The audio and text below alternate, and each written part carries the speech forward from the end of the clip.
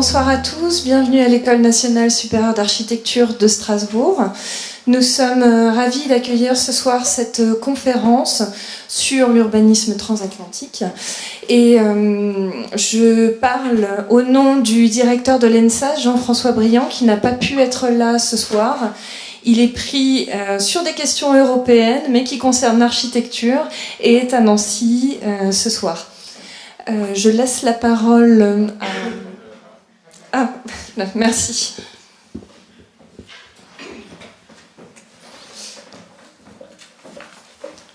Bonjour, bonsoir et bienvenue. Je suis Philippe Tello, je suis l'adjoint culturel pour le consulat des États-Unis à Strasbourg. Nous sommes partenaires pour cette conférence qui a été organisée par la délégation de l'Union européenne auprès du Conseil de l'Europe.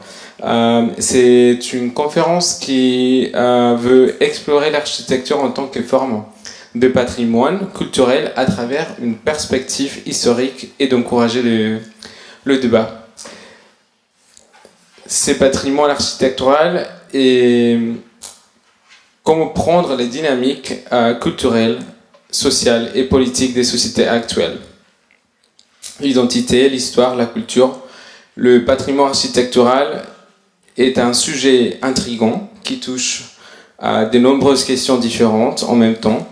La conférence espère contribuer à une meilleure compréhension de ces concepts et du patrimoine culturel. Et donc avant de commencer la conférence, je vais laisser la parole à Madame Meglena Kuneva, ambassadrice de l'Union européenne auprès du Conseil de l'Europe, pour un mot de bienvenue en anglais.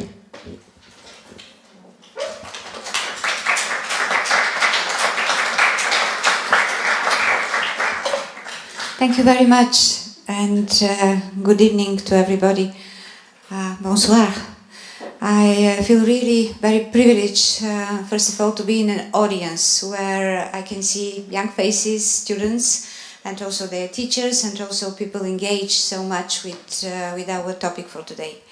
I'd like to share also with you that I'm very proud of my team. Having this excellent idea for organizing the event and bringing us together. But of course, I would like also very solemnly and sincerely to take to the US Consulate General in Strasbourg and École nationale supérieure d'architecture de Strasbourg. I was very attentive when the first person introduced and said it in French, so I believe that this is right. But let's come back to the topic.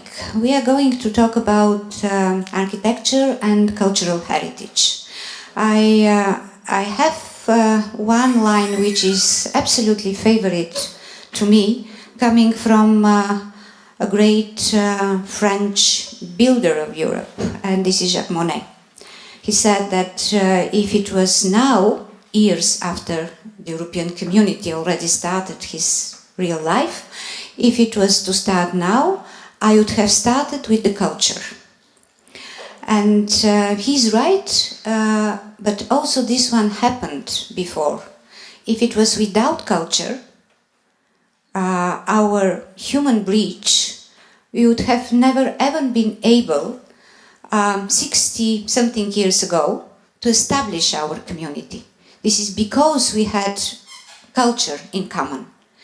And coming back to the heritage and to the architecture, I'd like to provoke you with some quest. How many words, how many terms are coming into our political language from architecture? Bridge. We have in our minds plenty of beautiful bridges in Europe. Just you may go out in the streets of Strasbourg and we will see part of them. But bridge is also a very powerful political word. I'm sure that if you read a speech of a passionate European or humanist, you will find this word bridge in many ways, many times, and many meanings, because bridges are meant to connect people. From the architectural point of view, definitely, but also in a broader sense. I think also that there are many others. Even the word building our society, building our confidence, building our future, it comes from architecture, actually. And this is such a common language because it attracts our imagination and we can almost physically touch this beautiful building of the future. Why? Because we know and could list a lot of beautiful architectural buildings. And when we are saying that we build something, this is entirely and absolutely positive term. And this is because of architecture. But what we need to have a nice building, we need to have a plan. We need to have builders. We need to have skills and we need to have materials. Well, again, nothing could start without a person, but nothing could last without an institution, is another one favorite, from my point of view, sentence of Monet. And this is again about buildings. If you pass just maybe 1 or 2 kilometers from here to the Palais of Council of Europe, you will see also signs of Agora. It is also about spatial planning, actually. Centuries ago, in Greece, Agora was the place where people meet to talk. So many centuries, and the meaning and depth of this word is attracting our imagination.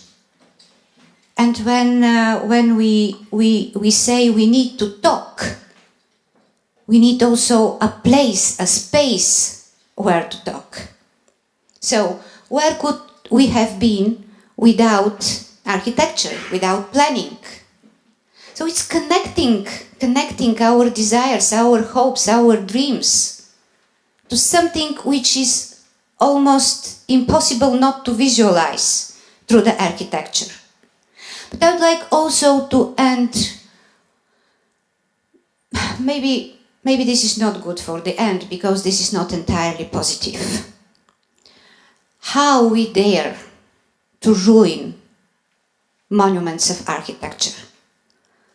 Because this is ruining ourselves, our bridges, our agoras, our places of communicating and connecting. I think that there is one more bridge between architecture and the world of the Council of Europe, the world of politics. We need to preserve. And I'm a lawyer by training. And a convention could save architecture. Well-meaning people who, when get together and try to make something which could preserve our architectural heritage, could really change the destiny of the next generations. Why? Because it's all about connecting. Let us never forget that there are many ways to connect people. Architecture is definitely one of them. Rule of law, respect to the human rights and to democracy is the other ones. Why I said that this one might be said at the end? Because I think what the Second World War made on Europe and the ongoing conflicts are ruining our human heritage, cultural heritage, is unforgivable.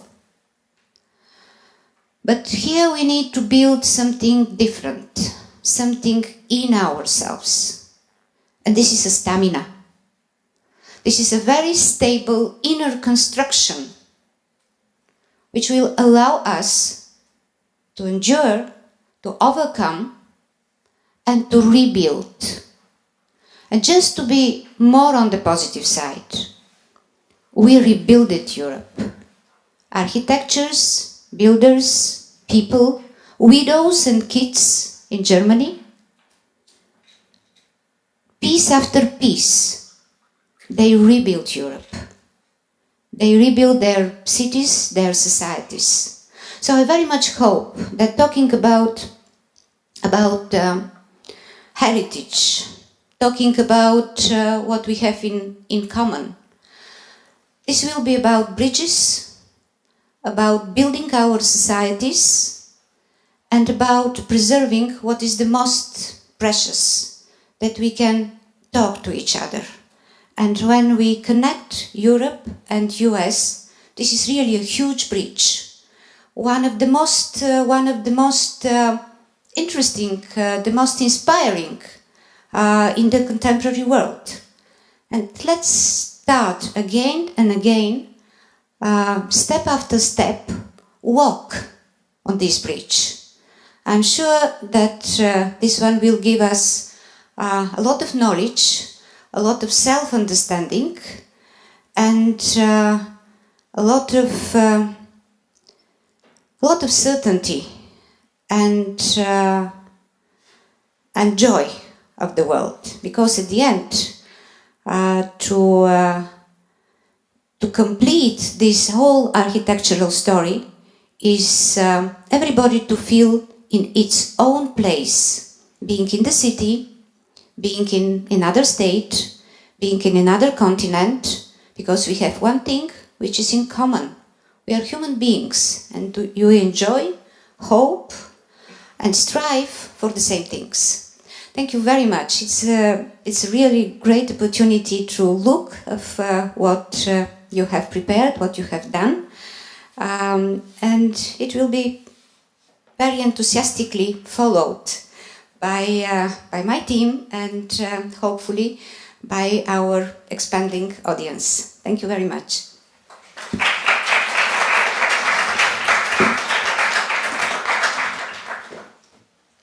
Merci.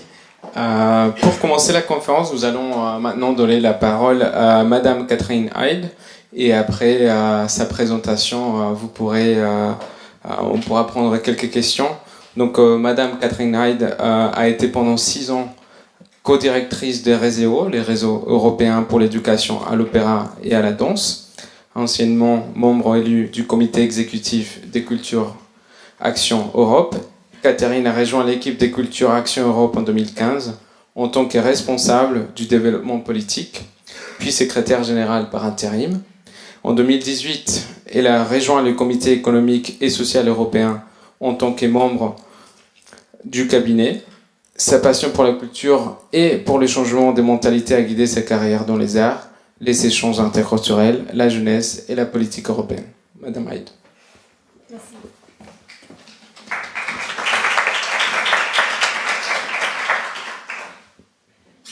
J'ai aussi travaillé pour le Conseil de l'Europe, donc je suis très contente d'être de retour ici à Strasbourg. Le sujet est extrêmement vaste, merci, et très intéressant. L'urbanisme transatlantique et l'après-guerre. Déjà, le transatlantique et l'après-guerre. Parle-t-on ici, si on prend l'Europe, de l'Ouest ou de l'Est? Si on parle de l'Est, parle-t-on de la Pologne ou des Balkans? C'était quand l'après-guerre là. Si on parle de l'Ouest, parle-t-on de l'Allemagne, où on a construit, ou la France, on a construit sur les cendres, ou parle-t-on des autres pays qui ont été moins touchés par la Première ou la Deuxième Guerre? Quand j'ai commencé à réfléchir, je me suis rendu compte qu'il y a une certaine facilité que j'ai. J'ai grandi à New York, à Manhattan, dans une grande tour, au 26e étage, où ma mère avait peur perpétuellement que j'allais tomber du balcon. Ça a dû m'influencer tellement que j'habite maintenant à Bruxelles, dans une grande tour, au 20e étage, où c'est maintenant moi qui ai peur que mes enfants peuvent tomber du balcon. Donc l'histoire se répète. Et je vois tout à fait ce tour des années 50 construit dans toute cette vague-là autour de l'Expo mondiale 58 à Bruxelles. Donc c'est toute cet espoir de l'époque de créer quelque chose de nouveau et un monde nouveau. On m'a quand même assez bien introduit. Donc oui, je travaille au Comité économique et social européen pour le cabinet du président en charge, moi, de la culture. J'étais chez Culture Action Europe. En tant que Culture Action Europe, j'en ai quelques exemplaires. Excusez-moi le graphisme qui est absolument horrible, mais c'est la culture, les villes et l'identité en Europe qu'on avait rédigé pour le Comité économique et social. On a aussi travaillé sur un projet qui s'appelait Pilot Cities, qui mettait en lien les décideurs politiques et les créatifs, les artistes, le monde culturel, pour essayer de créer des politiques pour les villes ensemble et pas juste chacun de son côté, parce qu'on croyait dans la créativité au cœur de chaque décision politique. J'étais membre du comité de pilotage justement de l'année européenne du patrimoine culturel et je serai maintenant dans le comité qui va essayer de trouver l'après. Qu'est-ce qu'on fait après et comment est-ce qu'on trouve une pérennisation. On m'a demandé de parler en français, donc voilà, je m'excuse pour les erreurs, mais comme ça, j'ai une bonne excuse si je suis approximative parfois. Comme vous voyez, je suis très contente que vous parliez avec moi, vu que mon background est réellement un background de culture et de politique. Donc, ce que je vais dire, c'est clairement cette perspective-là qui sera certainement complémentaire avec, ou j'espère, avec ce que vous allez dire après.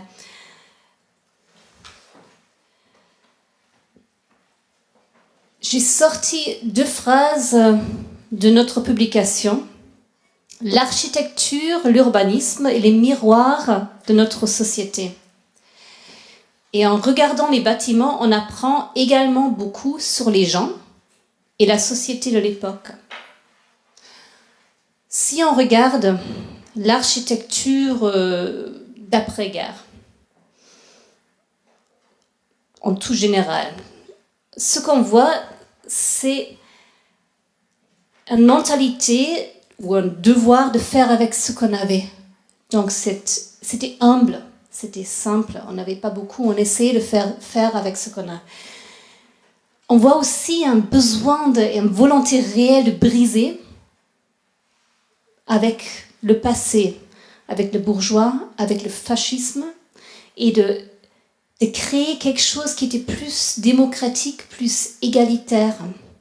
Donc ça aussi, c'est extrêmement intéressant ce qu'on apprend sur la société et cette projection de la société dans l'architecture. Pour citer un très grand classique, avec un grand pas en arrière, parce que Madame l'ambassadrice parlait aussi des mots de la culture qui prennent entrée dans la politique. On avait commencé le 60e anniversaire du CESE avec une citation de Vitruve qui parlait des 3 qualités de l'architecture, firmitas, utilitas et venustas, autrement dit être forte, être utile et être belle. Nous, on en avait parlé pour le projet européen, mais ici, je vais aussi l'utiliser pour l'architecture. Architecture après-guerre forte, oui, même si ça commence à se voir, l'âge que ça a, et ça a besoin d'être renouvelé, rénové, protégé. Parenthèse, question avec l'argent de qui? Qui va le payer? Aussi, si c'est en main privée, qui va le payer? Deuxième, utile. Oui. Assez certainement, on voit à l'époque, et vous le savez certainement mieux que moi, ce besoin de fonctionnalité, que ça doit être centré sur les besoins de l'homme, de la personne, de la société. On voit ça aussi, ça vient avant même, ça vient du Bauhaus, cette focalisation sur la personne.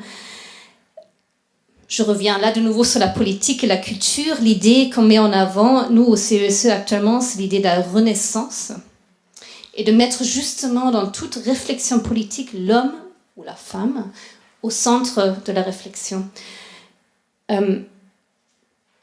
Fonctionnel, on pourrait aussi assez méchamment donner une toute autre interprétation et se questionner sur l'architecture dans les pays de l'Est. Est-ce que fonctionnel peut être aussi pour créer une identité, dans ces cas-là soviétiques? Et est-ce que fonctionnel peut aussi, malheureusement aujourd'hui, ce qu'on voit, être aussi pour montrer son propre ego? Fonctionnel aussi dans ce sens-là. Mais oui, l'architecture est fonctionnelle. Beau, ça c'est le plus intéressant.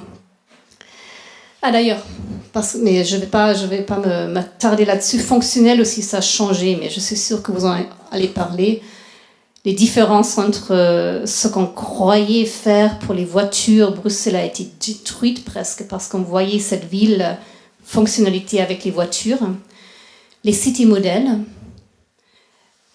est-ce que ça a encore la fonctionnalité dont on rêvait? Maintenant, avec des usines qui ont fermé, les populations qui ont changé. Donc, qu'est-ce qu'on fait avec cette manque d'utilité dans l'aujourd'hui? Donc, beau. Qui décide ce qui est beau? Hein? Assez souvent, il y a une certaine compréhension de ce qui est beau, mais cette esthétique, ça change au fil des siècles et des décennies et des années. Ce qui est beau peut aussi être utilisé à des fins politiques, qu'on connaît aussi bien dans le fascisme, qui ont défini très bien ce qui est beau et ce qu'il faut penser de l'autre. Ça se prête donc, ce mot assez bien à des discours identitaires. Mais ce qu'on croit, ce qui est beau, c'est ce qu'on rénove assez souvent, c'est ce qu'on garde. Et là, la question, qui décide ce qu'on démolit? C'est qui? C'est la majorité? Nous, dans une démocratie, il faut protéger les minorités. Donc, qui décide qu'on a le droit de démolir un bâtiment? Je ne donne pas de réponse, j'espère que vous en avez. Je vais revenir maintenant. J'ai encore 2 points au niveau structurel de ce que je veux vous dire. Une fois, c'est la valeur, à quoi ça sert, et ensuite les conclusions pour le projeter dans le futur. La valeur du patrimoine bâti. 3 points. L'identité, l'économie et la régénération des villes. Il y en a plein d'autres, mais j'ai un quart d'heure, je crois, à peu près, donc je vais pas ajouter les 8 autres. Identité et patrimoine. Le patrimoine bâti, c'est quelque chose qui, on le sait bien, qui donne une compréhension de ce qu'on était, de ce que les gens ont pensé, de qui on était. Ça donne un enracinement si on le comprend, si quelqu'un aide à le comprendre, pas juste s'il est là. On devine peut-être, mais il faut aussi apporter cette aide. C'est ce qui construit nos identités et c'est donc à conserver, car de le détruire, effectivement, serait de détruire une partie de ce qui on est. Et ça enlèverait la possibilité pour les générations futures encore de le comprendre. C'est par contre, avant qu'on tombe dans ce truc, il faut absolument conserver tout. La ville est quelque chose d'organique. Ça change justement avec les gens, avec l'utilisation qu'on en a. Et c'est ça ce qui est intéressant, parce que ça s'y prête donc pas à des discours identitaires, dans le sens de très droite, parce que ça change. On ne peut pas dire ça c'est notre identité et notre patrimoine, parce qu'on voit bien tous ces changements au fil des années. Deuxièmement, économie, bon, ça c'est évident, je ne vais pas le répéter 10 000 fois. Effectivement, ça aide à l'économie via le tourisme, si on le met en avant, via les emplois que ça crée dans l'artisanat. c'est un levier pour l'investissement, ça donne une raison pourquoi on vit dans telle ville et pas dans l'autre ville, ça attire l'industrie. Donc oui, absolument, c'est un des facteurs clés. Petite parenthèse, et je tiens à le souligner, ça n'enlève en rien, pour moi, la valeur intrinsique, la valeur intrinsique de la culture. Hein, donc c'est pas juste ça me donne tel argent, donc il faut le préserver. Le troisième, c'est la régénération des villes. On parle en anglais de culture-led regeneration. Donc, c'est pas culture and regeneration, où ponctuellement on fait quelque chose culturel ou du patrimoine. C'est vraiment quelque chose qui va ensemble. Si on regarde l'histoire, il y avait toujours cette fierté, il montait cette fierté civile de créer des bâtiments. Ensuite, après la guerre, c'était la fierté d'avoir montré qu'on est sorti des cendres, on a mis des pièces de théâtre, on a essayé que ça soit encore mieux qu'avant, qu'on s'est vraiment sorti de ça. Maintenant, on a encore ça, mais il s'est ajouté la compétition mondiale. Donc, c'est plus je veux être aussi bien que Paris ou Strasbourg ou machin, c'est encore les comparaisons avec les autres villes au niveau mondial, cette compétition.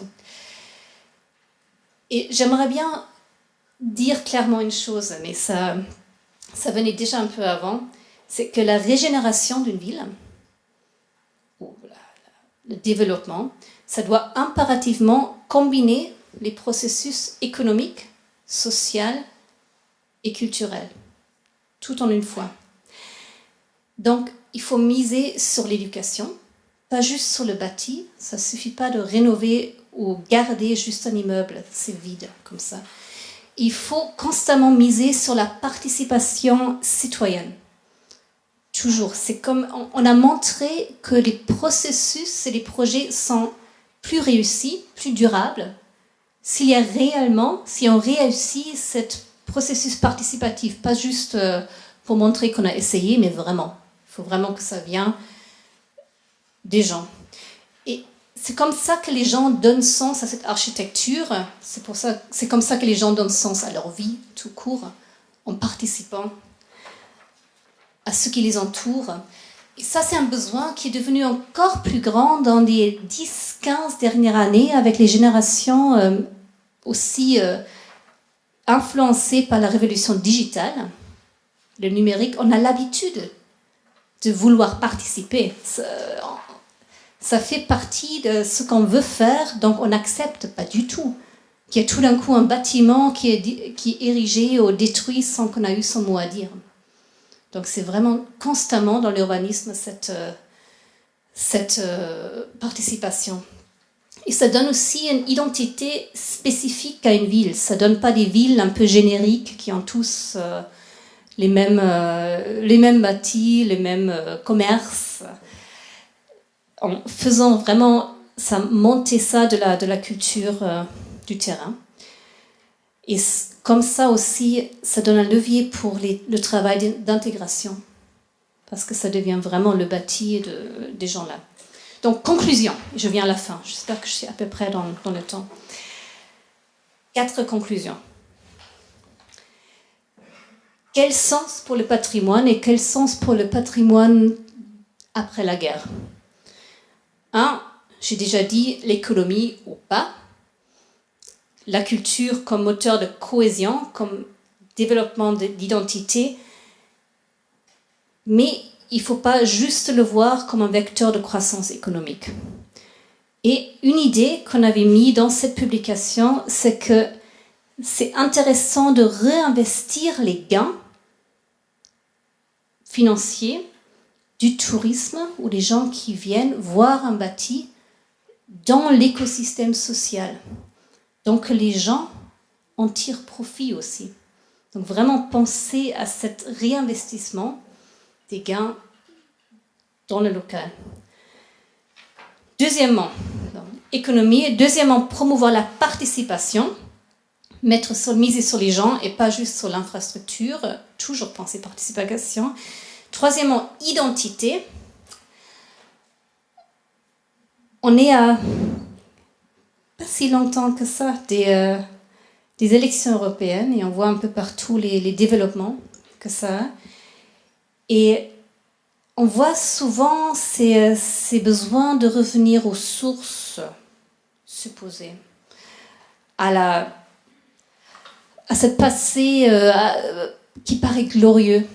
Et on voit dans la Libération, il y avait hier tout un article, je ne sais pas qui l'a lu, sur la nostalgie, cette montée de nostalgie et le populisme. Et ce qui est intéressant, c'est que les bâtiments de post-guerre s'y prêtent assez peu, parce qu'il y a assez peu de glorieux là-dedans. Et il y a cette vérité des gens qui essayaient de faire. Et il y a cette dynamique de change, il n'y a rien de statique qu'on peut dire, ça c'est notre patrimoine et c'est notre belle histoire. Ceci dit, il y a toujours des exceptions et disons le palais de la République à Varsovie est l'exemple, par exemple, qui casse tout ce que je viens de dire. Ça aussi, ça montre très bien ce discours identitaire avec l'architecture post-guerre. Mais je laisse ça aux spécialistes. Donc, la diversité dans le bâti, de préserver ce patrimoine pour comprendre notre histoire. Et une chose aussi qui me paraît importante, parce que là, on construit une identité, là, je parle vraiment au niveau européen, on construit une identité locale de ville, dont les gens ont besoin pour s'enraciner. Mais il faut aussi encourager le réseautage, et ceux qui s'investissent dans la lutte pour la préservation de l'architecture moderne ou après-guerre, de penser vraiment ces réseaux pour valoriser ça comme quelque chose de commun, comme identité européenne et transatlantique, de voir vraiment ces liens-là et pas juste rester dans le local. Et ça aussi, ça le valoriserait beaucoup plus et ça donnerait une raison à une mobilité vraiment transfrontalière. Le dernier, c'est le quatrième, flexibilité et le sens. Donc, les villes sont effectivement des espèces d'êtres presque vivantes. Et il ne faut pas avoir cette sclérose de vouloir les fixer sur une certaine image qu'on voudrait avoir d'eux. Il faut voir que ça doit avoir un sens pour le présent. Donc il faut réinvestir les lieux. Il faut créer des espaces nécessaires pour le travail, pour la création. Il faut réinvestir les espaces publics. Il y a des pays où les squares, de centre-ville sont dans les mains privées, dans les mains commerciales et pas publiques. Donc, qui a le droit de démontrer, de faire une manifestation dans le centre-ville s'il y a un commerce qui peut dire « mais ça c'est à moi ». Vous n'avez pas le droit, donc il faut faire très attention. Et pour moi, il faut vraiment se projeter dans le futur et les gens doivent voir le sens de ce qu'on fait parce que s'il n'y a pas de sens, si on ne donne pas ce souffle contemporain, en fait c'est mort. Ça devient juste, en ce cas-là, du béton et du métal et du verre. Et pour moi, le sens venant de l'institution qui est la maison de la société civile, le sens passe toujours par les êtres humains. Et si on regarde les statistiques, c'est 1 Français sur 10 qui se sent isolé et seul. Et ce qui est intéressant, ce n'est pas les vieux. Là, il y avait juste là une étude en Grande-Bretagne qui est sortie, que c'est surtout les jeunes, c'est les 16-24 ans qui se sentent seuls. Plus de ce qu'on croyait toujours, c'est l'isolation des vieux. Donc c'est une génération, justement, où les liens sociaux se créent aussi, surtout si on est enfermé via le digital. Donc il faut trouver des moyens pour briser ça, il faut tisser des liens. Et si l'architecture et la participation peut y aider. Là, l'architecture, de toute époque, a encore un sens et est encore utile et est encore beau parce que j'y appartiens, c'est à moi. Et donc, pour vraiment venir à la fin, et c'est la phrase avec laquelle j'ai un peu commencé, c'est que l'architecture est le miroir de notre société et on y apprend sur les gens.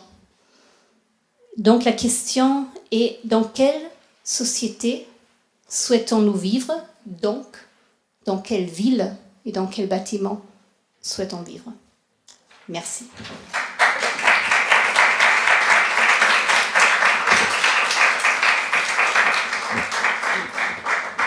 Merci Madame Heid pour cette belle intervention et de nous rappeler la place et le rôle de l'humain dans l'évolution des villes et dans leur identité. Nous pouvons prendre quelques questions, si vous avez des questions.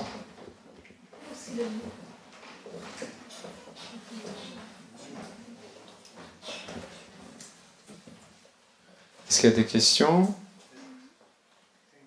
Je vous en prie. Avec le micro. Alors, à un moment donné, vous avez parlé de participation citoyenne. C'est ça qu'on reproche à l'Europe, il n'a aucune participation citoyenne. Je veux dire, et même sous l'effet que les bâtiments, ils sont représentatifs de quelque chose. C'est justement ça qu'on reproche aussi à l'Europe, qu'ils ne sont pas représentatifs de beaucoup des personnes. Après, vous avez parlé d'une valeur identitaire qui ramènerait vers le populisme. Une valeur identitaire, ça existe et c'est important. Je veux dire, après, vous avez dit exactement le contraire, donc ça, c'est pas trop clair. Mais c'est ça, là, je veux dire, c'est tout un ensemble de choses qui me semble qu'en général, l'Europe ne comprend pas. De tout. Je veux dire, c'est tellement éloigné dans la réalité qu'on se pose la question pourquoi il y a la naissance des populismes. Donc, soit il y a un décalage complet entre ces classes, je veux dire, c'est cette classe qu'on ne comprend plus, on comprend très mal, et après les personnes qui habitent les villes. Vous avez compris un petit peu, voilà. Oui, tout à fait, tout à fait. Merci pour la question. C'est un sujet où j'aimerais bien qu'on se rencontre, si vous restez pour un verre de vin après. Je prends d'abord ce qui est plus facile de répondre au niveau de l'identité. Pour moi, il y a une différence entre une identité statique et close, qui dit « moi je suis comme ça et toi tu es comme ça, et toi tu es comme ça », et une identité qui permet un changement, qui est multiple et qui change. Moi, je ne suis pas comme ça et je change.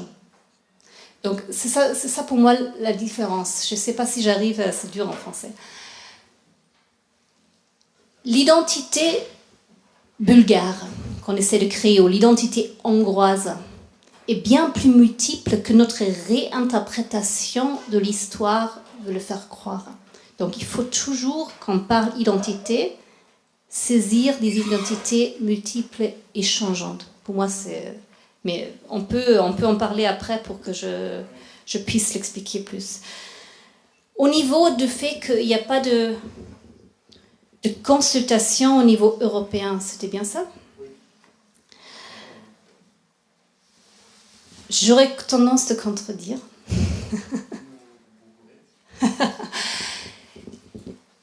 Je crois que dans tout système politique, c'est difficile de trouver l'idéal. Et c'est un projet. Et on essaie. On essaie avec les consultations. L'institution pour laquelle moi je travaille, c'est l'institution de la société civile. Ça a été créé avant le Parlement européen d'ailleurs, dans un réel besoin de dire il faut qu'on écoute la société civile. C'était dans les traités de Rome. On s'est dit il faut qu'il soit consulté. Ensuite, on peut dire, est-ce que ça marche, est-ce que ça marche pas? Le Parlement européen est là pour écouter au niveau de représentation démocratique les gens. Le Conseil, également, c'est la représentation des nations. Donc, je crois qu'on essaie vraiment. Et ensuite, il faut ensemble, si soit ça donne l'impression qu'on n'écoute pas, ou si en réalité, il y a un clivage entre une réalité et la politique, il faut trouver des moyens pour créer un espace commun. Madame parlait des ponts. Moi, j'aurais tendance de parler de l'espace commun, de joint space, pour discuter ça.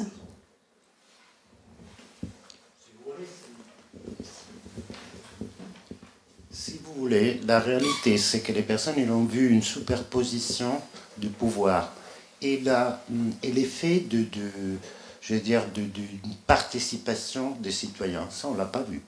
Je veux dire, on ne l'a pas vu. Et, hormis l'effet d'aller voter, après, de facto, la plupart des personnes, ce qu'ils ont vu, c'est de subir toute une série de lois qui viennent de l'Europe, plus les lois nationales de chaque pays. La transparence, non, excusez-moi, on ne l'a pas vraiment vu. Au moins, beaucoup de personnes ne pensent pas de l'avoir pas vu. C'est clair que ça, il ramène vers un certain populisme. Pourquoi? Parce que les personnes, ils vont se refermer après sous des valeurs qu'au moins, comme c'est arrivé en Russie, comme c'est arrivé dans d'autres pays, dans une renaissance de la religion ou d'autres choses qui semblaient disparues. Pourquoi? Parce qu'au moins, ce sont des valeurs qu'ils reconnaissent. Donc, il y a eu quand même un manque de communication de la part de l'Europe énorme. Sans compter, après, tous les problèmes irrésolus de l'immigration et d'autres problèmes qui ne semblaient presque pas exister. Et qui pourtant, ils font partie d'un paysage réel de toutes les personnes qui vivent aux limites de cette Europe. Et je parle de l'Italie, l'Espagne, des pays de l'Est. Je veux dire, et dans l'Europe, ça semblait presque pas s'en occuper. Et ils font partie intégrante des villes aujourd'hui. Allez les voir. Donc, ils sont quand même des citoyens de classe B, considérés, dans tous les cas. Donc, non, je ne vois pas comme un défaut, retourner sous des valeurs, et on peut très bien, je peux très bien respecter la culture de mon voisin. Ça, c'est pas un problème. C'est plutôt ça qu'il faudrait faire. Je crois qu'on va en discuter après. Parce que je crois que le sujet de la difficulté de communication de l'Europe, de la structure, c'est à qui la faute, c'est que voilà, on va passer des heures et moi je suis moitié britannique, donc je connais très bien aussi les discours d'un pays qui décide qu'ils veulent quitter, qui vont très probablement quitter cette Union européenne. Donc je comprends pas mal de côtés et je serais contente et ravie d'en discuter avec vous après, mais je crois que vous allez me tuer si on continue. Donc je crois qu'on doit vraiment se focaliser sur l'architecture. Merci. Merci. Maintenant, pour continuer la conférence, donc, nous allons accueillir Monsieur Luca Locci, qui est géographe, urbaniste et professeur d'architecture. Actuellement doctorant en architecture à l'École nationale supérieure d'architecture de Paris. Il écrit sa thèse sur les thèmes « Explorer les transferts culturels, architecturaux et urbains dans la production des nouvelles villes européennes et américaines des années 1960 à nos jours ». Donc il a intervenu également récemment en juin 2018 lors de la 3e réunion annuelle du réseau nord-américain d'études urbaines. Oui, alors, j'ai juste précisé, je suis géographe effectivement et architecte et j'enseigne aussi à l'école d'architecture de Belleville et de La Villette. Et effectivement, actuellement, je tente de finir une thèse sur le sujet dont vous avez parlé. Voilà. Donc, je voulais d'abord remercier Jean-François Briand, qui est directeur de l'école d'ENSA, Strasbourg, pour m'avoir fait l'honneur de m'inviter, ainsi que la délégation. Alors, je voulais par ailleurs m'excuser un peu de certaines raccourcis que je vais prendre dans l'histoire que je vais vous raconter aujourd'hui. Vu le temps qui m'est imparti, j'ai pas trop le choix. Et donc, mais c'est pour servir mon propos. Donc, s'il y a d'autres questions par rapport à ça, il n'y a pas de problème, on pourra en discuter.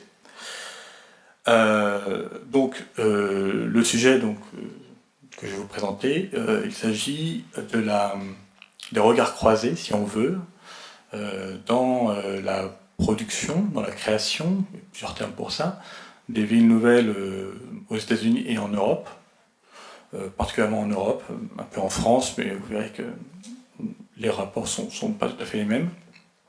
Et donc, pour faire l'histoire de ces villes nouvelles aux États-Unis et en Europe, c'est aussi faire l'histoire de cette diversité des relations, on va dire, interpersonnelles, professionnelles, qui ont contribué à la création de ces programmes urbains innovateurs. Et je prends par exemple l'image un peu, on va dire, caricaturale, mais qui sert assez bien mon propos, puisque évidemment il ne s'agit pas exclusivement de ces réseaux de sociabilité qui sont à la source de ces créations, mais disons, c'était justement pour vous donner un peu l'orientation dans laquelle j'allais entamer cette présentation. Donc, sans entrer dans la grande histoire des relations entre les États-Unis et l'Europe, c'est à travers ce court instant qu'ont été les 30 Glorieuses, et par quelques cas d'études que je vais vous exposer donc cette diversité. Donc évidemment, on a des villes, une petite sélection dans un ouvrage assez intéressant de Stuart Tapiola d'ailleurs, qu'on verra par la suite. On a Radburn, Milton Keynes, Reston, Tapiola, Cergy Pontoise, Farsta, Valumbi, Columbia, Évry, qui sont des villes qui ont été largement étudiées et comparées à différentes échelles. Et dans le cas qui nous intéresse, je vais donc essayer de vous présenter un peu, on va dire, une partie de l'histoire, du moins, de cette évolution. Donc je suis un peu obligé de commencer un peu avant la Seconde Guerre mondiale et de vous parler évidemment de celui dont on parle toujours quand on parle de ville nouvelle, mais pas seulement, évidemment. C'est ce célèbre sténographe britannique qui s'appelle Ebenezer Howard et qui deviendra célèbre donc avec la publication à la fin du XIXe siècle, donc en 1898, d'un ouvrage qui s'appelle donc Garden City of Tomorrow. Donc Howard, ce sténographe, qui n'est pas du tout urbaniste, puisque de toute façon ce terme n'existera pas avant 1910, conçoit la cité-jardin, la Garden City, puisqu'il est britannique évidemment, comme une solution au problème de la société urbaine, une communauté complète et pas seulement une cité dortoir, mais une cité composée de zones résidentielles, agricoles et commerciales, et industrielles. Howard espérait que la cité-jardin décentraliserait et décongestionnerait les grands centres urbains, créerait une société plus juste grâce à la propriété collective de la terre, et rapprocherait les habitants de la nature.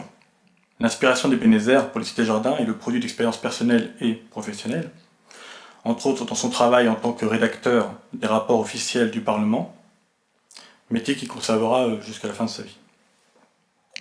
Mais c'est surtout le fruit de ses nombreux voyages aux États-Unis, où il sera d'abord agriculteur dans une communauté, une ferme du Nebraska, puis quelque chose qu'il ne va pas tellement apprécier, donc il va plutôt descendre sur Chicago pour devenir sténographe judiciaire, juste après le grand incendie de Chicago de 1871, où il va voir très rapidement la régénération de cette ville et le développement rapide des banlieues de Chicago, donc qui vont beaucoup le marquer.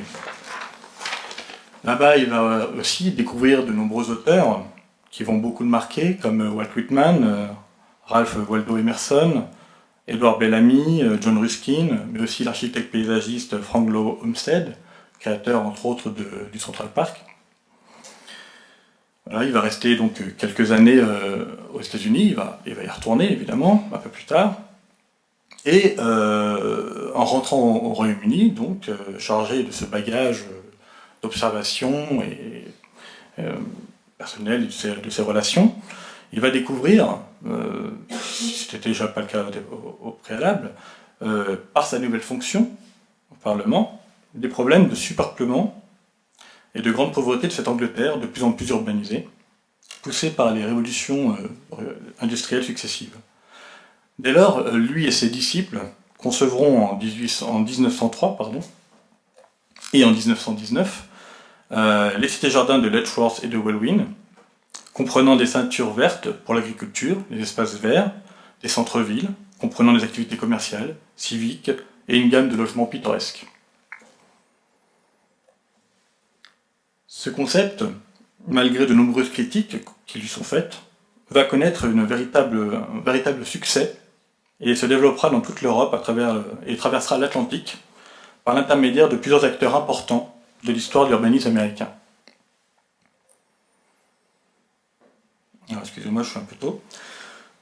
Par exemple, et non des moindres, bien que ce ne soit pas le premier voyage en Europe, les architectes Klaunstein et Henry Wright partiront en Angleterre en 1924 pour étudier les cités-jardins, et ils commenceront leur enquête à Welwyn Garden City, et en compagnie d'Ebenezer Howard, et ils continueront leur exploration à Letchworth Garden City, puis à Hampstead, donc là je suis bien, où ils rencontreront Raymond Unwin.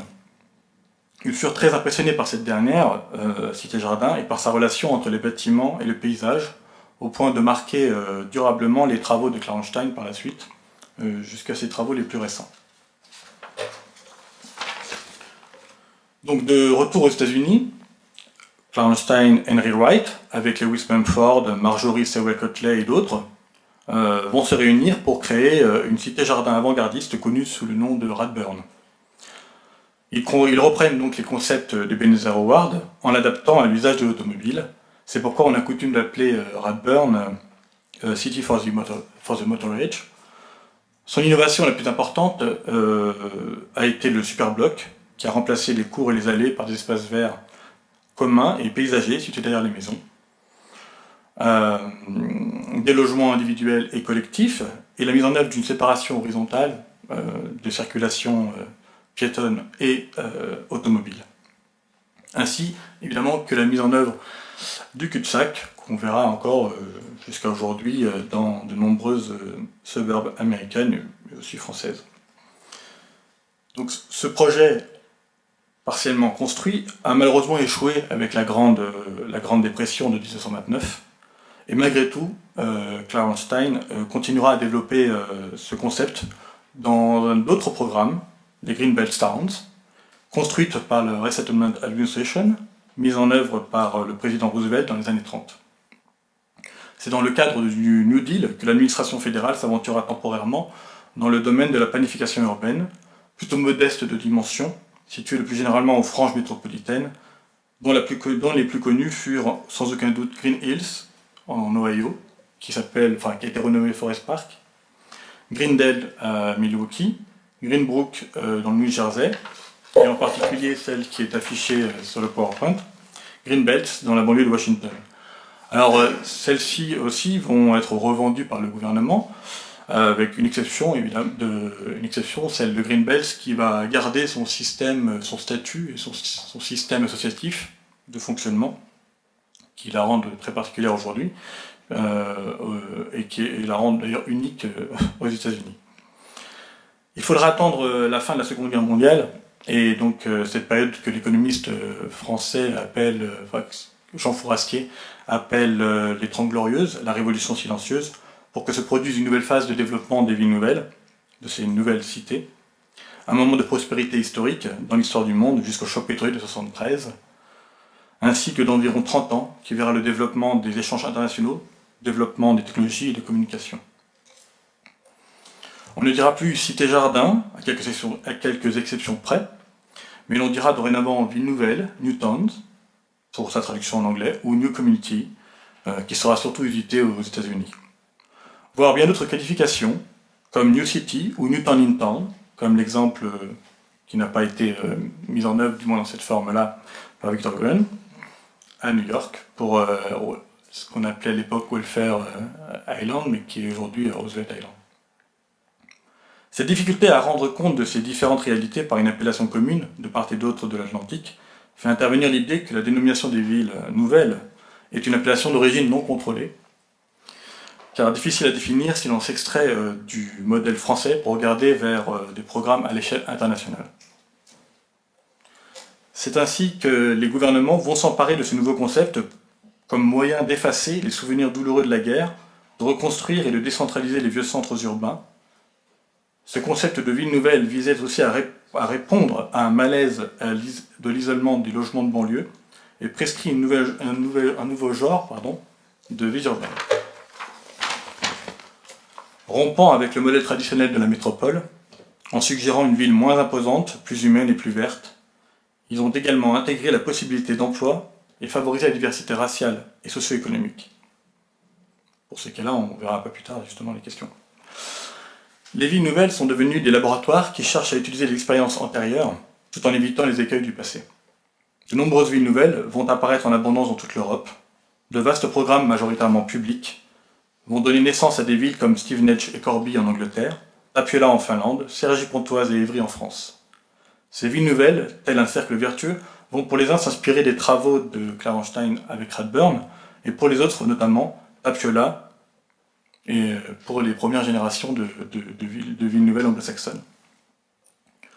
En France, émerge tardivement l'idée de construire des villes nouvelles, tardivement par rapport à d'autres productions évidemment en Europe et aux États-Unis. Ainsi, les premières villes nouvelles dignes de ce nom s'exprimeront alors dans le schéma directeur d'aménagement d'urbanisme de la région parisienne de 65 et de 69, et où s'exposent pour la première fois les choix définitifs des emplacements géographiques des futures villes nouvelles autour de Paris, qui seront au nombre de 5, et pour un total de 9 sur l'ensemble de la France. Cergy-Pontoise et Évry, donc là je présente uniquement Cergy-Pontoise, seront les premières expériences de villes nouvelles françaises et les premières dont l'empreinte de l'expérience étrangère dans la conception a été la plus marquante. L'équipe d'établissement d'études, futur établissement public d'aménagement, avait pour mission de ne pas reproduire l'expérience des grands ensembles.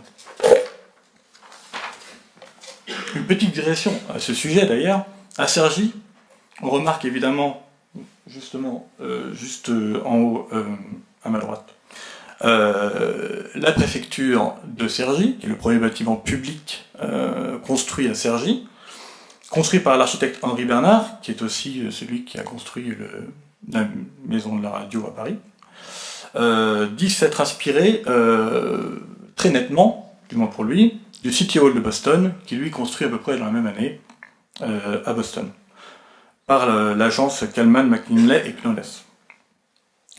Une autre création à Cergy est le bâtiment d'entreprise 3M, entreprise américaine, dont vous connaissez les post-it entre autres. Première entreprise américaine à venir s'installer à Cergy, ce bâtiment de Paul Depont, qui a été élève, qui a étudié plusieurs années aux États-Unis, au MIT, et qui va être d'ailleurs prochainement détruit dans les prochains mois, malgré les protestations. Pour l'anecdote, 3M voulait s'installer à Cergy à condition que l'aérotrain de Bertin, concurrent du futur TGV, passe par Cergy. Bon, au final, le gouvernement mettra un frein à l'aérotrain et préférera le TGV. 3M devra donc se contenter du RER aujourd'hui. Bref, donc ces équipes de décideurs et de concepteurs, pour revenir à notre sujet, qui n'avaient pas de réelle expérience de conception de villes nouvelles, ces urbanistes et architectes et plusieurs personnalités de l'Institut d'urbanisme de la région parisienne, actuelle IAURIF, iront faire le voyage dans toute l'Europe et aux États-Unis. Ces voyages d'études étaient déjà, pour l'Institut, une pratique courante, dans les années 60 et 70, et dont les résultats seront diffusés sous la forme de cahiers, comme entre autres celui numéro 15, qui concernait les États-Unis. Et je crois qu'il y a aussi donc le résumé dans un ouvrage édité par Pierre Merlin, un peu plus tard. L'objectif était d'explorer les villes nouvelles étrangères et leur fonctionnement, leur organisation, leur formation, et tenter d'extraire des modèles urbains et architecturaux et une méthode de fonctionnement et de financement. Par exemple, à Cergy-Pontoise, l'équipe notamment composée de Clément Noël-Douady, de Bertrand Varnier, de Jean-Michel Coignet, sous la direction de Bernard Hirsch, seront marqués par les exemples scandinaves et finlandais, par leur approche paysagère de l'urbanisme, la qualité de construction et l'intégration sociale. À l'instar des Américains eux-mêmes, les urbanistes français auront bien des critiques à faire sur l'atmosphère qui se dégage de l'urbanisme et de l'architecture des villes nouvelles anglaises. Ils seront notamment frappés par Cumbernauld en Écosse, ville nouvelle de seconde génération, qui aura remporté en 1967 le prestigieux prix Reynolds de l'American Institute of Architecture, et qui proposait une distinction entre les réseaux automobiles et celui des piétons, et qui marqueront les esprits et les conforteront dans ce choix pour Cergy, du moins pour Cergy Préfecture. Bernard Hirsch en particulier va être marqué durablement par le cas particulier de Tapiola, dont il tentera d'imposer le modèle sans y parvenir tout à fait. Enfin, à Évry, en particulier, Victor Greude, donc celui qu'on considère comme étant le père des malls fermés, des centres commerciaux fermés et climatisés aux États-Unis, va proposer un plan pour le centre-ville de cette ville nouvelle, un centre dont le développement sera la résultante directe et exclusive du développement commercial. Un choix qui ne sera pas totalement repris, évidemment, aujourd'hui, dans son intégralité, mais ça c'est une autre histoire. Aux États-Unis, bien que l'histoire urbaine du pays soit émaillée de villes nouvelles, de villes de fondation, comme Alexandria, Washington DC, Savannah et d'autres, le concept de ville nouvelle était peu familier pour beaucoup d'Américains, mais il avait un attrait irrésistible pour les réformateurs et les planificateurs des années 60. Alors, c'est pas très clair, mais c'est juste une liste qui est encore en cours de développement, mais qui montre bien d'ailleurs l'explosion de la production, de la création des villes nouvelles entre les années 60 et 70. Nous verrons entre autres pourquoi. Donc, un attrait irrésistible pour ces réformateurs et planificateurs dans les années 60, pris dans un mouvement international des villes nouvelles, et qu'on appela l'esprit pionnier. Un esprit d'ailleurs que l'on dit typiquement américain, mais qui existait aussi pour les premiers habitants des villes nouvelles françaises, entre autres Cergy. Bon, beaucoup d'urbanistes et de promoteurs, incluant James Rouse et Robert Simon, que je vais présenter un peu plus tard, avaient les mêmes critiques que les Français lorsqu'ils visitèrent ces villes, et ils admiraient autant leur design urbain et architectural audacieux que leur financement gouvernemental, même sans forcément s'empresser de les imiter. Dans les années 60, contrairement à leurs homologues européens, les villes nouvelles américaines étaient entièrement financées par des privés, bien que 14 d'entre elles ont reçu une garantie fédérale sur les emprunts, sous couvert d'une nouvelle politique gouvernementale d'aide à la création des villes nouvelles. En effet, à travers le programme fédéral The Great Society, mis en place par le président Lyndon B. Johnson, une loi intitulée Urban Growth and New Community Development Act a fourni un appui fédéral au développement des villes nouvelles. Par des promoteurs privés, évidemment, c'est donc pas un programme public, par l'entremise du ministère du Logement et du Développement Urbain, le HUD, le New Community Development Corporation a été créé pour distribuer environ 500 millions de dollars aux garanties d'obligations aux promoteurs pouvant atteindre 50 millions de dollars par projet. 14 de ces Newtown Title 7, comme on les appelle, ont été créés avec des fonds du HUD avant que le projet ne soit abandonné en 1978. Prenons, alors là je vous propose de voir deux projets en particulier qui, ne sont pas sujets à cette aide fédérale, mais disons qui va beaucoup inspirer le gouvernement fédéral, puisqu'ils sont des projets un peu antérieurs à cette nouvelle politique, puisque là, par exemple, là je prends le cas de Robert Simon Jr., créateur de Reston, c'est 1964. Donc Robert Simon Jr., qui a créé donc Reston, est aussi appelé le père des Newton américaines, était issu, donc Newton américaine de l'après-guerre, était issu d'une famille aisée de New York. Son père dirigeait une entreprise prospère de promotion immobilière qui réunissait plusieurs propriétés, dont le Carnegie Hall à New York. Ce dernier possédait aussi des participations dans Radburn, qu'on a vu juste avant. À la mort de son père, Robert Simon Jr. a revendu l'ensemble des parts de la célèbre salle de concert pour les réinvestir intégralement dans l'achat et la création de sa ville nouvelle, qui se situe à mi-chemin entre Washington DC et l'aéroport de Dallas. Il fera de nombreux voyages en Europe au cours de sa vie, et pas seulement au moment où il va commencer à créer sa ville, et il visitera de nombreuses villes nouvelles anglo-saxonnes qui vont durablement le marquer, nous le verrons, mais aussi des villages en France et en Italie. Et particulièrement en Italie, qui vont beaucoup le marquer, puisqu'il va considérer la plaza italienne comme étant très important pour jouer le rôle de fédérateur, ou du moins de concentration de la vie de la communauté, aussi bien dans les villes européennes que dans les villes d'Amérique du Sud. Il va tenter donc par ce biais de le reproduire à Reston. Il choisira une approche architecturale moderniste pour son premier centre-ville, Lake End Village, dessiné par l'équipe d'architectes et d'urbanistes Whittlesey, Conklin et Rossan.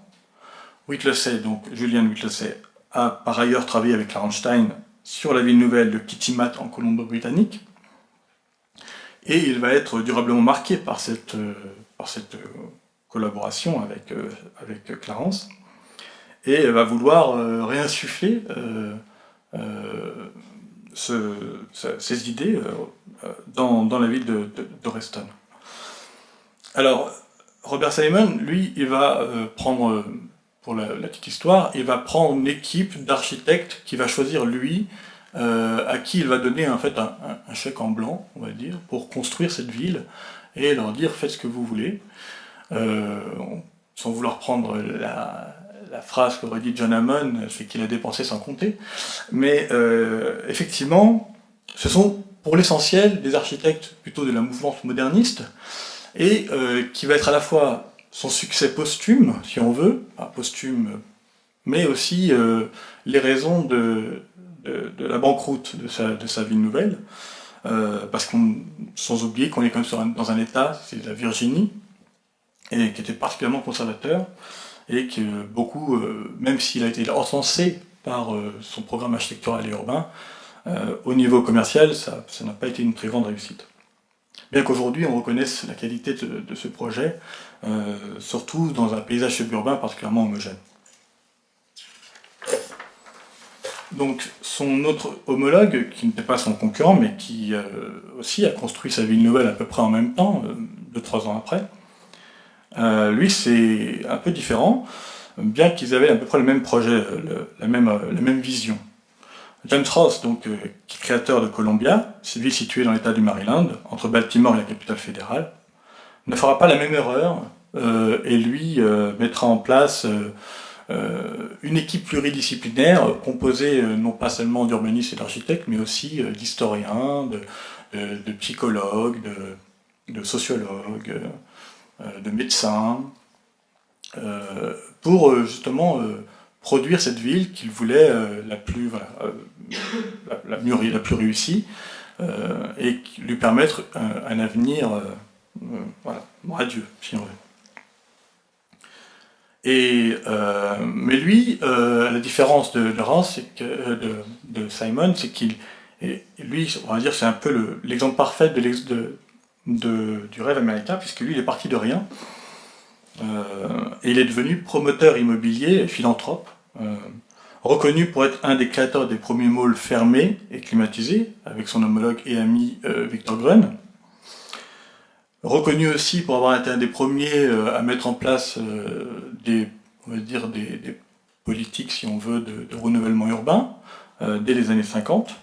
Et les Festival Marketplace, qui sont une sorte de réhabilitation d'espaces portuaires en espaces de loisirs et de commerce, qui se répandra sur l'ensemble des États-Unis, mais aussi en Europe, et notamment en Angleterre. Ross se permettra tout de même quelques fantaisies architecturales, et fantaisie, si on considère étant une fantaisie, et uniquement sur des bâtiments publics ou ses propres bâtiments, puisque son ami Frank Gehry lui construira son siège social, une caserne de sapeurs-pompiers et une salle de concert en plein air. Mais pour tout autre programme de promotion immobilière, il passera par des promoteurs classiques, comme Levitt, Ryan et compagnie, voilà, pour s'assurer la réussite du projet. En 1963, avant que ne commence la mise en œuvre de la planification de Columbia, James Rouse, sa sœur Libby, qui va travailler avec lui, et Mort Oppenfeld, l'urbaniste de sa future ville nouvelle, firent le premier voyage dans les villes nouvelles d'Europe. Et pour l'anecdote, James Rouse trouvera que les villes nouvelles d'Angleterre sont effrayantes et ennuyeuses, principalement à cause de l'inattention de la couleur et de la variété des projets. Ce qui par ailleurs ne contredit en rien, évidemment, les impressions des urbanistes français. Oppenfeld sera alors plus cinglant, puisque pour lui, les premières villes nouvelles de Grande-Bretagne ont été construites par et pour des gens ennuyeux. C'est plutôt sympathique d'ailleurs. Rouse et Oppenfeld vont aussi voir leurs avis se rejoindre contre celui des urbanistes français, à la vue de la nouvelle ville écossaise de Cumbernauld, qu'on avait vu un peu plus tôt, puisque Oppenfeld dira que c'est une leçon à ne pas reproduire, et Rouse dira, quant à lui, que cette ville se glorifie dans le sophisme de l'architecte-designer qui s'intéresse plus à la forme qu'aux habitants. Pourtant, James Rouse sera impressionné par le sens de la communauté évident qui règne au sein de ces villes nouvelles. En Finlande, donc comme en Scandinavie, au contraire, l'équipe de Rouse voit ce qu'Oppenfeld appellera les seuls projets heureux à grande échelle que l'on ait vus partout en Europe, contrairement à la géométrie traditionnelle des villes britanniques. Vällingby, Farsta, en Suède, et Tapiola semblaient relier leurs bâtiments à la nature plutôt qu'à d'autres bâtiments. Oppenfeld notera enfin que le concept de cloisonnement dominant dans l'approche classique de l'aménagement urbain y est nettement moins appliqué. James Rouse, quant à lui, sera affligé par l'emprise du gouvernement sur le logement, en général sur l'Europe, puisque pour lui, il va remarquer que la moitié, voire plus, des nouveaux logements, que ce soit en Angleterre ou sur le continent, sont construits grâce à des subventions gouvernementales. Pourtant, ce dernier, à son retour aux États-Unis, fera la promotion au Congrès américain du système anglais des Development Corporation, qui est un système public, lors des premières réflexions sur un programme fédéral d'aide à la création des villes nouvelles. James Rouse, au même titre que Robert Simon, vont avoir une importante correspondance avec de nombreux concepteurs et urbanistes des villes nouvelles européennes, tels que Heikki von Herzen de Tapiola, ou bien Thomas Windham, directeur du Town and Country Planning Association. Ces derniers ne manqueront pas à plusieurs reprises à venir visiter les projets américains, ça, on va dire, bilatéral. En France, les relations et les visites bilatérales se feront surtout par l'entremise de Victor Gruen, qui était déjà bien implanté en France comme interlocuteur privilégié auprès des grands administrateurs de l'État. Aujourd'hui, même si les liens et les raisons ne sont pas évidentes, Cergy était jumelé avec Columbia, et on trouve aujourd'hui une place et un café au nom de la ville nouvelle américaine, mais ça se limite uniquement à des questions purement relationnelles, pas spécialement économiques. Mais alors, quelles sont les particularités de Reston et de Columbia ? Pourquoi choisir ces deux villes, du moins dans ces cas d'études, parmi d'autres ? C'est d'abord parce que ces deux hommes qui ont fondé ces projets de villes nouvelles, c'est aussi la volonté de fonder un nouveau projet de société qui voulait promouvoir à travers leur ville nouvelle et de nouvelles manières de voir la ville et de briser un peu le mouvement qui commençait à se développer aux États-Unis et vont avoir un très fort impact sur les politiques fédérales liées au logement ainsi que sur les productions des futures villes nouvelles qui arriveront par la suite. Et notamment le programme d'intégration raciale avant même la promulgation du Civil Rights Act de 1964, qui déclarait illégale la discrimination reposant sur la race, la couleur, la religion et le sexe, ou l'origine nationale. Autant Reston que pour Columbia, c'était un risque économique important, et qui a pourtant globalement réussi, bien qu'en deçà de ce qu'espéraient les concepteurs. C'est l'avantage d'une ville nouvelle, et en particulier de Columbia, qui a fait une importante publicité sur l'intégration raciale, puisque cette intégration raciale n'est imposée par personne, car chaque personne étant libre de venir et s'installer en toute connaissance de ses situations. Pour conclure sur quelques réflexions générales, il nous semble qu'aucune création de ville nouvelle ne se constitue sur un terreau vierge de référence, qu'elle soit conceptuelle, utopique ou existante, et beaucoup d'entre elles sont sujettes à de nombreuses interprétations sur leur origine, qu'elles soient clairement établies par le ou les fondateurs, ou induites par l'observation in situ.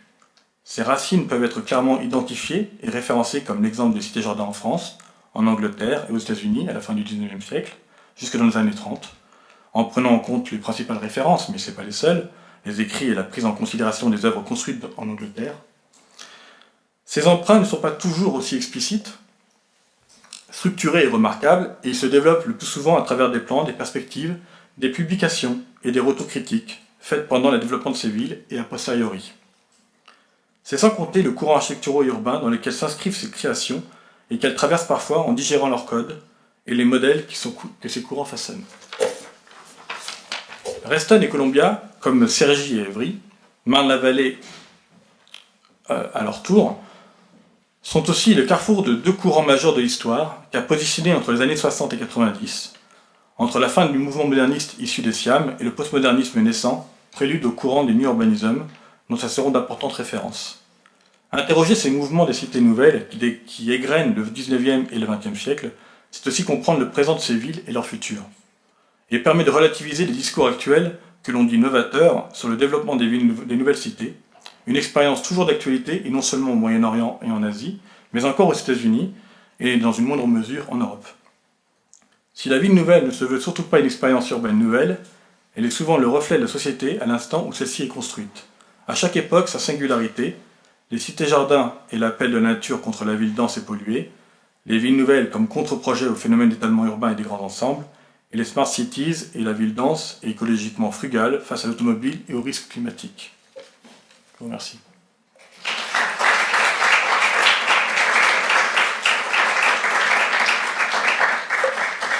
Merci, messieurs Calocci, pour cette présentation qui nous permet de mieux comprendre les liens entre l'Europe et la naissance et l'évolution des villes américaines. Est-ce qu'on a des questions pour monsieur Calocci?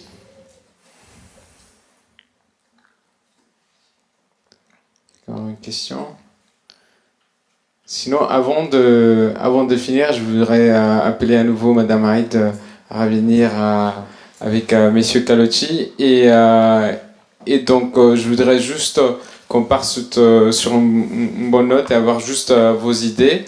On voudrait connaître quel serait votre souhait pour l'évolution des villes, que ce soit au niveau global, européen, peu importe, mais quel est votre souhait au niveau du patrimoine, au niveau de l'urbanisme, de l'évolution des villes? Et peut-être qu'on peut commencer avec Madame Haït, celui de Monsieur.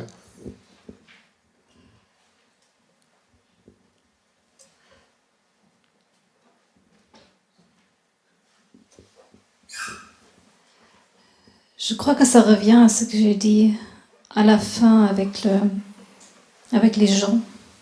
Mais il y a deux choses. D'abord, vous avez conclu avec le développement durable, avec l'écologie. Et si notre monde n'est pas durable, il ne sera pas du tout.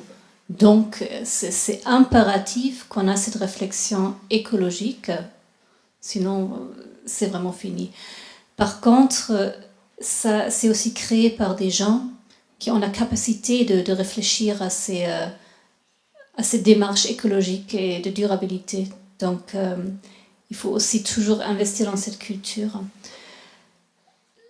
Le centre-ville avant était l'église, était avant les bains publics, était le marché. Quels sont les centres-villes et les lieux de rencontre de demain, surtout si on voit que de plus en plus des commerces ferment dans les centres-villes parce qu'on achète par Internet. C'est pas quelque chose qui va changer. Donc comment est-ce qu'on peut recréer des liens? Pour moi, c'est ça ce qui est essentiel, de créer un espace public qui peut-être est dédié à la culture, à l'éducation, au sport, qui est porté par des gens, qui est divers culturellement, et aussi parce qu'il y a pas mal d'études aussi sur l'architecture et le genre, qui permettent aussi une vie publique tout aussi aux femmes qu'aux hommes dans l'espace public. Donc c'est des réflexions, vu que vous m'avez un peu sauter cette conversation, cette question-là sans que j'ai pu vraiment y réfléchir, mais c'est des premiers essais de réponse. Voilà. Vous avez eu quelques minutes de plus pour réfléchir. On peut toujours essayer, mais vaste question. En fait, moi, je regarde un peu ce qui se passe. Pour ça, d'ailleurs, que je suis toujours un peu critique sur les discours, que ce soit aussi bien sur les villes nouvelles, qui sont majoritairement, c'est vrai, plutôt en Asie, au Moyen-Orient, mais il y en a encore aux États-Unis, même si elles n'ont pas ce nom-là, elles ont d'autres noms. Et effectivement, même si parfois j'ai tendance à faire des références, pour moi personnellement, entre l'évolution des idées qu'il y a à travers la ville nouvelle et par exemple les écoquartiers aujourd'hui, sur lequel d'ailleurs, évidemment, vu les discours dans les années 60, même antérieurs, les réflexions sur l'urbain, sur le rapport à la nature, qui étaient quand même très présents, même si elle n'avait pas forcément les mêmes notions, les mêmes utilisations. Je reste toujours un peu critique vis-à-vis justement de ces nouvelles productions urbaines, du moins pas forcément dans leur forme, mais plutôt dans le discours qui est derrière, qui se veut généralement novateur. Mais bon, ça fait partie du marketing. Ça ne veut pas dire que c'est pas faux, que c'est pas vrai. Mais après, effectivement, bon, on voit aujourd'hui, je ne l'ai pas dit, mais ces villes nouvelles qui ont eu une vie, et qui ont encore une vie, puisque pour beaucoup d'entre elles, elles vivent encore une densification d'ailleurs de leur centre. On parle même en France, Évry, Cergy, d'énormes programmes immobiliers sont encore en cours. Même à Columbia, là, en cours actuellement, à Reston. Ils sont même protégés d'ailleurs sous une nouvelle qui s'appelle Landmark, History Landmark, je crois, aux États-Unis. En France, c'est en cours d'ailleurs aussi pour Cergy et Évry actuellement. Après, qu'est-ce que j'espère moi pour l'avenir? Alors effectivement, quand on regarde un peu les productions des villes nouvelles, si je m'intéresse pas uniquement à les villes nouvelles, mais en général, c'est des choses qui reviennent souvent dans les publications. C'est souvent un peu triste ce qu'on y trouve, que ce soit en Asie ou ailleurs. Mais c'est vrai que j'ai toujours eu un côté un peu conservateur sur certains aspects. J'ai toujours trouvé que faire la ville dans la progression et moins sur des vingtaines, 30 hectares d'un seul tenant me paraît toujours un peu dangereux. Alors, c'est pas moi qui le dis, d'ailleurs, c'est Bernard Hirsch, qui était très au fait qui était donc le concepteur de Cergy, qui était très au fait de cette situation, et qui effectivement posait un risque, évidemment, que cette ville ne fonctionne pas. Justement parce que, dans le temps, même si la ville nouvelle, c'est pas nouveau, la ville s'est faite de manière, s'est développée, s'est agrandie, parfois par à-coups, par progression, par surimposition. Donc là, je sens que je ne réponds pas vraiment à la question, mais disons que ce que j'espère pour la ville dans l'avenir, la question, je la poserai peut-être au futur, mais je ne saurais pas vous dire, parce que c'est vrai que j'ai envie de dire, c'est ce que je disais à la fin, à chaque période, ces questionnements finalement. Bon, même si on a tendance à revenir un peu sur les questionnements du début du XXe, on revient toujours, l'histoire se refait, se répète d'une certaine manière, sans être un Cassandre. Mais effectivement, chaque période a ses questionnements. La question du genre dans la ville, bon voilà, c'est un moment, ça intègre, ça infuse dans la réflexion. Puis il y aura d'autres questions qui vont s'ajouter à celle-là. Et puis, donc, je ne saurais dire vraiment ce que va être l'avenir finalement de la ville. Voilà, je préfère m'arrêter là.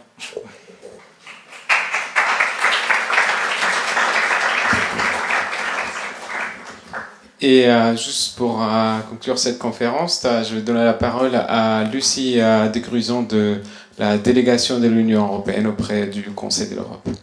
J'ai vu une personne qui avait levé la main, mais je ne suis pas sûr. Quelqu'un avait levé la main pour une question? Non, finalement. Non? Peut-être messieurs? Oui. C'est une question pour monsieur Carlucci, c'est ça?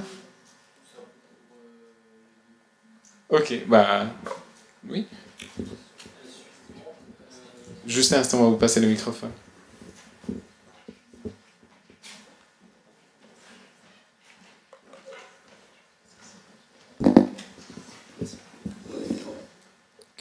Merci pour votre intervention. Ma question est la suivante. Madame, vous avez parlé de l'importance du patrimoine en Europe. Donc, je voulais rebondir sur ce que monsieur, donc vous nous avez parlé des cités nouvelles, Cergy en France, ou je pense également aux HLM qui ont été construits durant les 30 Glorieuses, notamment par Le Corbusier.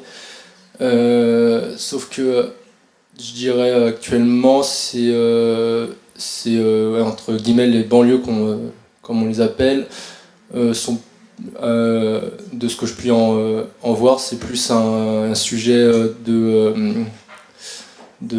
discorde entre guillemets pour la société en raison des différences sociales très fortes et qui semblent se creuser entre les deux.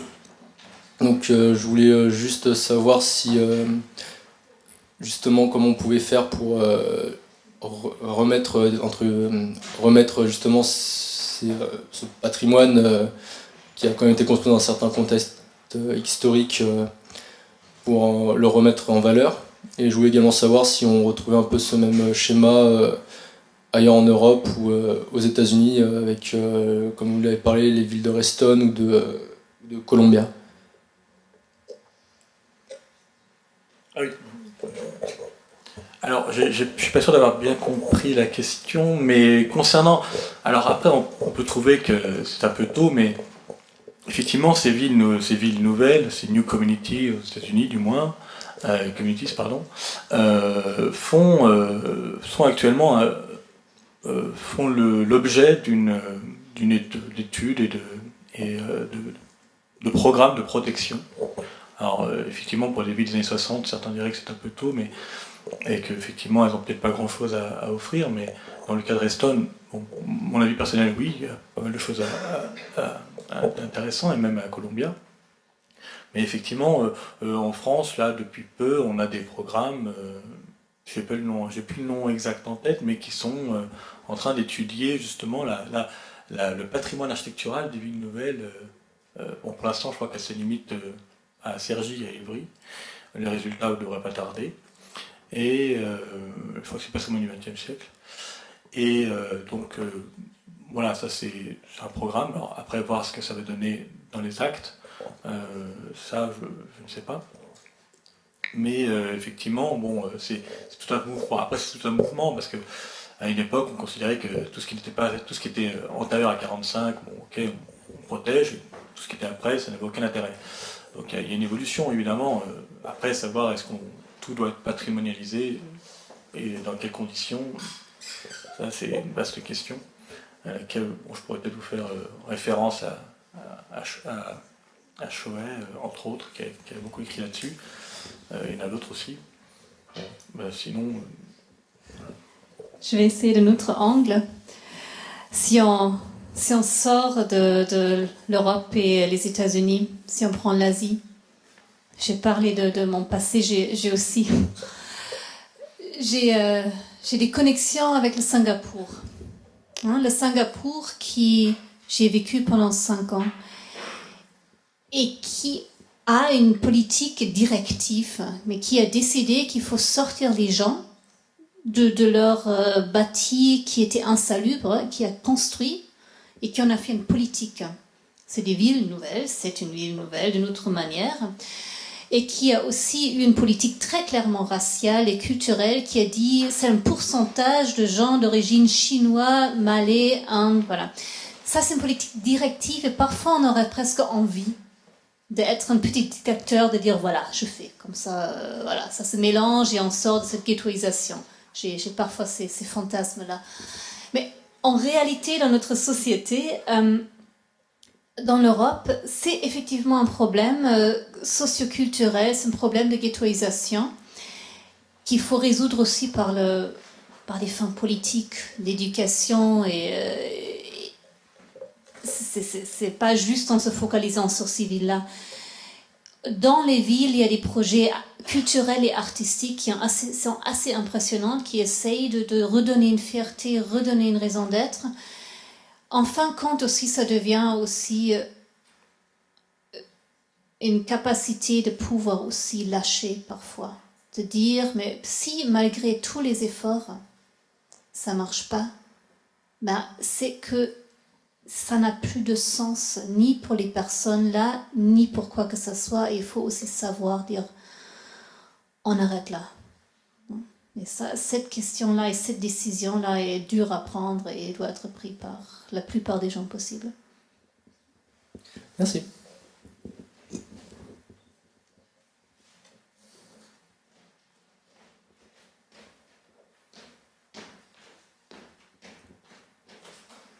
Ok, du coup j'en profite pour reprendre le micro.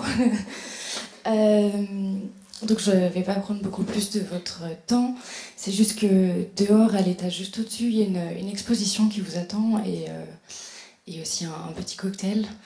Donc voilà, je voulais juste vous présenter l'exposition qui présente des pièces qui font partie du concours 2014 d'Archiphoto International Awards of Architectural Photography, qui est organisé par la galerie La Chambre et la Maison européenne de l'architecture. Donc cette année-là, en 2014, les concurrents ont travaillé sur le thème « Les couleurs de l'architecture » et une très intéressante sélection de photos a été récompensée. Je ne vais pas tout vous décrire, j'aimerais juste nommer le photographe Frank Bobot, américain, qui a été le lauréat de 2014 et qui présente une série intitulée « Chinatown », des images qui illustrent parfaitement la dichotomie existante entre la couleur et le dessin et qui impose une ambiance colorée qui devrait vous intriguer. Par ailleurs, vous allez retrouver dans la sélection les photos d'un Espagnol qui s'est intéressé aux mosquées de son pays, un Suisse qui vit dans et au travers des grands ensembles résidentiels, et un autre qui a préféré photographier les bâtisses isolées d'Islande. Il y a aussi un Allemand qui met de la couleur pour cacher la substance des bâtiments. Et enfin, un Français qui a mis sur sa pellicule des villes invisibles. Voilà, j'espère que vous serez curieux et que vous regardez cette exposition qui ne sera plus là demain, donc c'est tout à fait éphémère. Et je vous laisse aller déguster les petits fours. Voilà.